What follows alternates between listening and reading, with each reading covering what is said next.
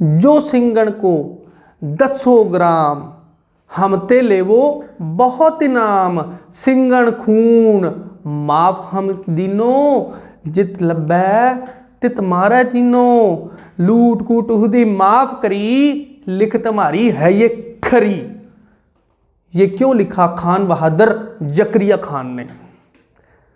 ये क्यों लिखा खान बहादुर जकरिया खान ने? ऐसा क्या हुआ था, इसके लिए हमें स्टोरी के बैक में जाना पड़ेगा और ये स्टोरी रिलेटेड है आज 2 जनवरी के ऊपर। इसी तरह आप इतिहास के बारे में विन मीडिया के थ्रू जानते रहते हैं, तो वीडियो को स्टार्ट करते हूँ। मैं हूँ टी.एस. टक्कर और विन मीडिया आज के टॉपिक से अपनी बात को स्टार्ट करेगा। ये बात शुरू होती है नादर शाह से। नादर शाह दिल्ली में जब उसने हमला किया तो उसने वहाँ पर अपार धन संपदा वहाँ से लूट ली। 2-3 महीने ये उसकी लूट जारी रही और फिर वहाँ से जब वो अपने लूट के सामान को वो बैलगाड़ियों में, जिसको पंजाबी में गड्ढे बोला जाता है, बैलगाड़ियों में लद के और साथ में वहाँ की बहू बेटियों को अपने साथ में ही अपहरण करके ले जा रहा था, तो रास्ते में उसको सिंगों से टकरा करना पड़ा, जिसमें उसको मुंह की खानी पड़ी। कुछ सिंह इतने बड़े, नादर शाह इतनी पावरफुल आदमी था जिसने दिल्ली तक को पूरा लूट लिया था, उसको मुंह की खानी पड़ी। तो जब वो उसके बाद उसकी मुलाकात जब होती है जकरिया खान से, नादर शाह जकरिया खान से मिलता है, तो उससे जब अपनी स्टोरी को डिस्कस करता है तो बोलता है ये कौन होते हैं? तो जकरिया खान उसको बताता है कि ये सिंह हैं, ये घास फूस पत्ते खाकर अपना गुजारा जंगलों में करते हैं, घोड़ों की काठियों पर ही सोना इनको मंजूर है, ये अपने सिद्धांतों से कभी भी कॉम्प्रोमाइज़ नहीं करते हैं। तो जब नादर शाह तो खुद भी अपने ऊपर ऐसा झेल चुका था और जब जकरिया खान ने उसे ऐसा और कह दिया तो नादर शाह ने कहा कि जकरिया खान तुम बच के रहियो, तुम्हारे तख्त को भी ये कहीं नुकसान ना पहुंचा दे सिंह। तब ये जकरिया खान के कहने पर जब ये ऐसा उसको फील हुआ तो इस बात को लेकर जकरिया खान भी वापस अपने मन में उसने जब मंथन किया तब उसने बोला था कि कहीं मेरे तख्त को, कहीं मेरे राज्य को, मेरे को कहीं खतरा पैदा ना हो जाए। तब ये जकरिया खान ने ये लिखा था, जो सिंगण को 10 ग्राम हमते ले वो बहुत इनाम। सिंगण खून माफ हम कीनो जित लब्बै तित मारै चीनो। लूट कूट उहदी माफ करी लिख तुम्हारी है जे खरी। यानी कि उसने आम पब्लिक को ओपन कर दिया था कि आप सिंगों को मारो, लूटो, जो मर्जी कर दो, आपके ऊपर कोई केस नहीं डलेगा। और जो सिंगों को नहीं मार सकता हमें बताए, हम उसके साथ सेना भेज के सिंगों को मारेंगे और आपको बहुत बड़ा इनाम देंगे। तो जहां सिंगों को पावर मिलती थी, दरबार साहिब श्री अमृतसर साहिब, वहां पे भी मतलब टाइटनेस कर दी थी, किसी को जाने से रोक दिया था कि वहां पे भी आप दर्शन करने नहीं जा सकते थे, ऐसी दिक्कतें हो गई थी। तो ऐसा करने के लिए तो उसने बोला कि यार नहीं, यहाँ पे जाने के लिए पूरी पाबंदी करनी पड़ेगी। तो वहाँ का एक जंडियाली पिंड है, मंडियाली पिंड है, गांव है अमृतसर के पास। वहाँ का चौधरी था मसाउद्दीन, मस्सारंगड़ उसी को बोला जाता है, मस्सारंगड़ उर्फ मसाउद्दीन। उस चौधरी की ड्यूटी लगा दी। तो उसने क्या किया, वो वहाँ का जो सरोवर होता है दरबार साहिब श्री अमृतसर साहिब का, जो सिखों का पवित्र स्थान है, उसको पूर दिया, भर दिया मिट्टी से, गंद से, वहाँ हड्डियाँ जो भी उसको गंदगी मिली वो सभी उसमें डाल के उसको पूर दिया, जहाँ से सिखों को पावर मिलती थी। तो एक बिलाका सिंह, एक गुरु का सिख था, वो वहाँ दर्शन करने जब गया तो उसने जब ये चीज़ देखा कि यहाँ पर इतना पाप हो रहा है, घोर अनर्थ हो रहा है, कि उनने देखा कि जहाँ पे कीर्तन होता है वहाँ नर्तकियाँ, वहाँ वैष्णवों का डांस हो रहा है, जहाँ गुरु ग्रंथ साहिब का पवित्र स्वरूप रखा जाता है, उनका प्रकाश होता है, वहाँ वो खुद बैठा हुआ है। तो जहाँ चोर झलने जाते हैं उसकी जगह पर वो हुक्का पी रहा है, पान खाया जा रहा है, वहाँ पर दारू पी जा रही है, शराब का सेवन किया जा रहा है, तो उससे रहा नहीं जाता। तो बिलाका सिंह क्या करता है, वहाँ से सीधा अपने घर ना जा कर के बीकानेर के पास जंगलों में किसी तरह सिंगों के पास वो पहुंच जाता है। उनको जब ये वाकया बताता है तो सभी सिंगों की आंखों में आंसू आ जाते हैं। कौन सिंह होगा जो गुरु साहब की इतनी बेदबी बर्दाश्त करेगा। तो वहाँ से ये इतिहास जाता है किसकी तरफ, मस्सारंगड़ का जो सिर उतारा था सुखा सिंह मेहताब सिंह। ये अमृतसर के पास ही रहने वाले थे दोनों के दोनों। एक का जो गांव था वो माड़ी कौमी था, जो सुक्खा सिंह माड़ी कमौकी के थे और भाई मेहताब सिंह वो मारी कोट के थे। इनके पीछे भी कुछ ऐसे रोचक चीज़ें हैं, मैं उनको भी शेयर करना चाहूँगा, वरना ये इतिहास तो सारे ही जानते हैं। हम कुछ अलग आपको इतिहास के अंदर की बातें बताना चाहेंगे। सुक्खा सिंह जब छोटे थे, जिनकी ड्यूटी लगती है ये अमृतसर के पास थे, क्योंकि वो गलियों के वाकिफ थे, मस्सा रंगड़ को मारने के लिए इनकी ड्यूटी लगती है, तो इनके बैकग्राउंड में इनके इतिहास को कुछ जानते हैं। जब सुक्खा सिंह जी हैं, ये छोटी उम्र में ही इन्होंने अमृत छक लिया था, गुरु वाले ये बन गए थे। तो उस समय ऐसा कहा जाता था कि घर में अगर मान लो 4 बेटे हैं, 5 है, अगर जिसने अमृत छका उसको पहले ही माइनस करके बता दिया जाता था। अगर किसी के 4 बेटे हैं, एक ने अमृत छक लिया तो 3 इसलिए बताते थे क्योंकि उसको आज नहीं तो कल कौम के पीछे अपनी शहीदी देनी है, ये गुरु के लिए हो गया।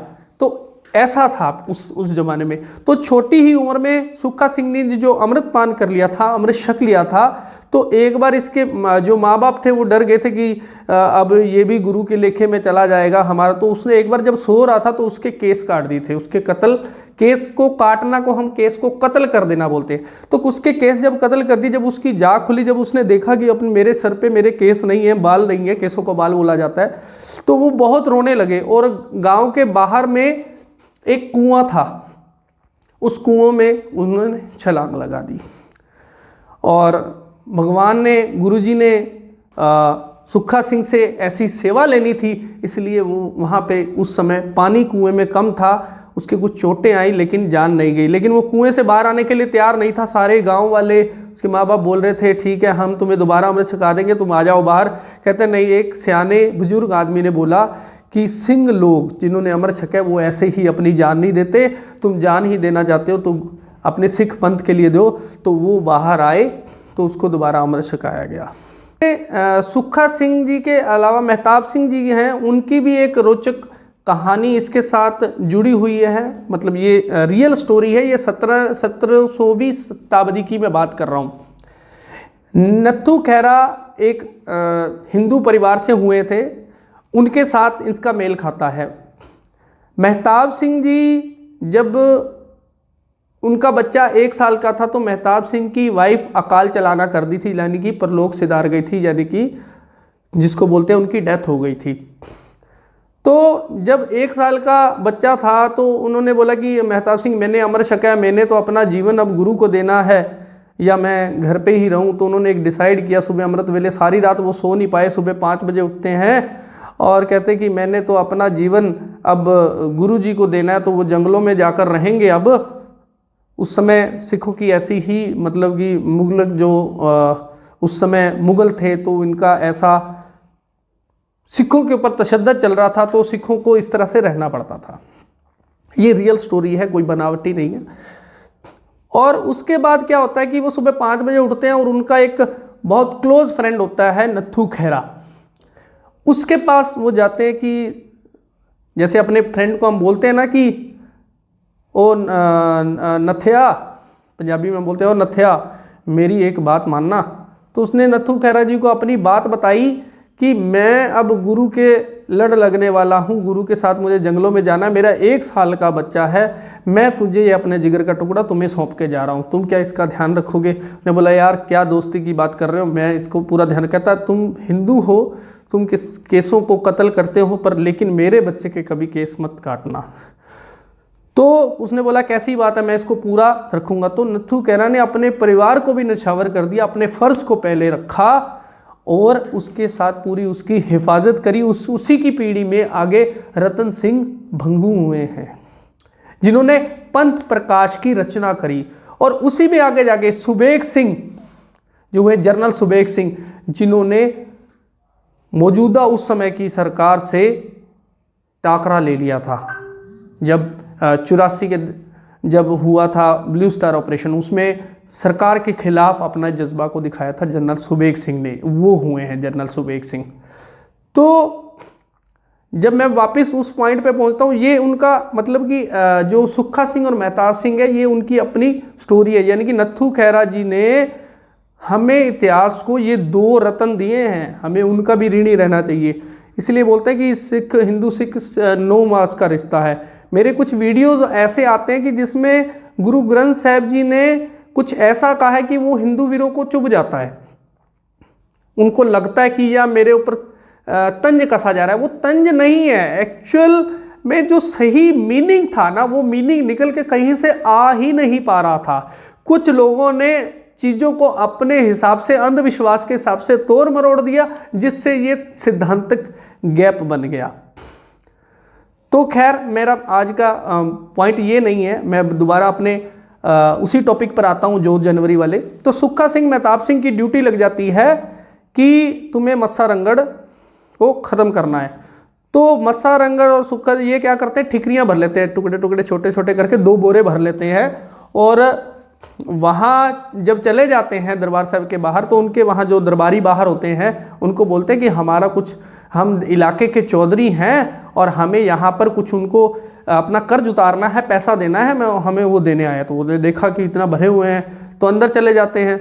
जैसे ही दरबार साहब में एंटर करते हैं, सामने मत्सा रंगड़ बैठा हुआ था और इन्होंने जैसे ही अपने बोरे दिखाए, इतने वो धन को देख के एकदम जैसे ही वो आगे बढ़ा लालच में, तो वहाँ पर महताब सिंह ने उसका सर धड़ से अलग कर दिया और सुक्खा सिंह ने गोली की तरह, फुर्ती की तरह, बिजली की तरह उन्होंने अपने नेजे पर, भाले पर ऊपर उसका टंग चढ़ के और वहाँ से सीधा दौड़ लगाते हुए सीधा गंगानगर के पास पहुँच गए। मैं भी दोस्तों, मेरा जन्म भी गंगानगर का है, तो वहाँ पर देखिए कितना लंबा सफ़र है। अगर हम किसी गाड़ी पर भी जाते हैं ना तो भी थक जाता है बंदा, लेकिन उन्होंने इतना जज्बा था, जो गुरु घर पे हुई बेदबी का उन्होंने बदला लिया, वो आज ही के दिन 2 जनवरी सन 1741 में लिया।